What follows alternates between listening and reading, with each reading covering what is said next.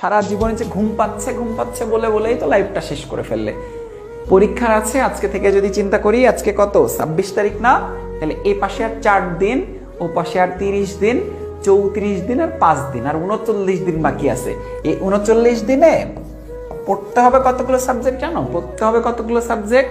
Physics, chemistry, math, biology, Bangla, ইংরেজি, প্রত্যেকটা 2টা করে পত্র, 12টা করে সাবজেক্ট, চ্যাপ্টার আছে 49টা, দিন আছে 39টা। একদিনে কি একটা করে চ্যাপ্টার শেষ হচ্ছে?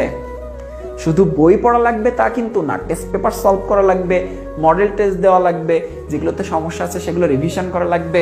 সময় আছে মাত্র 39 দিন। ঘুম পাচ্ছে, মনোযোগ দিতে পারতেছি না, আড্ডা দিতেছে এক একটা।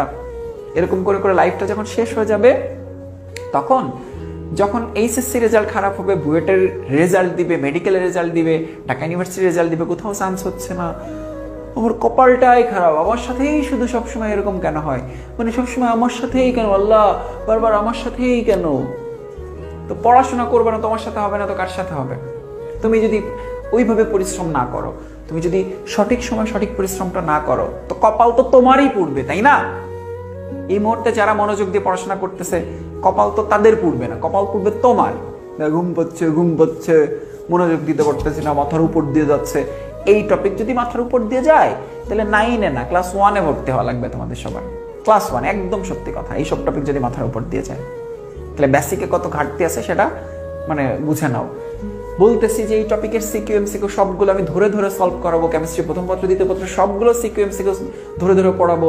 তাও যদি পড়াতে যে বেসিকে সমস্যা হয়, অলরেডি কিন্তু ক্যাপশন লিংক দেওয়া আছে, প্রত্যেকটা চ্যাপ্টারের সবগুলো বেসিকের ক্লাস দিয়ে দিচ্ছি, বিনিময়ে কোনো টাকা দেওয়া লাগতেছে না। তাও ভাই প্লিজ পড় ভাই পড়।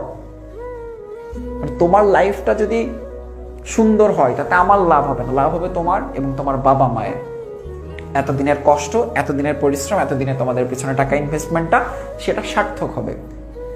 তো এত বলদ কেন তোমরা, আর এতটা নির্বোধ কেন যে এখনো পড়াশোনা করো না?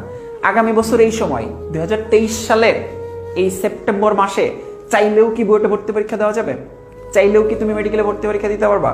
চাইলে কি ঢাকা ইউনিভার্সিটি ভর্তি পরীক্ষা দিতে পারবা? কোনো চেঞ্জ করার সুযোগ নেই, তোমার লাইফ একদম ফিক্সড হয়ে যাবে। আগামী বছর এই সময় লাইফ টোটালি ফিক্সড, আর কোনো চেঞ্জের কোনো সুযোগ নাই। চাইলেও তুমি এইখানে ওইখানে তোমার নামের আগে ইঞ্জিনিয়ার শব্দটা যুক্ত করতে পারবে না, নামের আগে ডক্টর শব্দটা যুক্ত করতে পারবে না।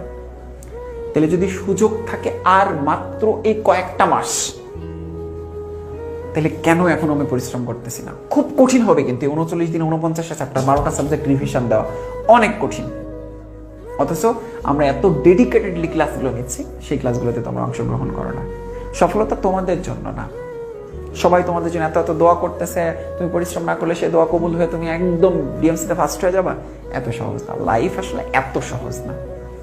সো পরিশ্রম করো, আমরা যে পরিশ্রম করতেছি সেটার অন্তত মানে সেই ডেডিকেশনের মূল্যটা বোঝার চেষ্টা করো। ইনশাল্লাহ রেজাল্ট খারাপ হওয়ার কোনো সুযোগ নেই।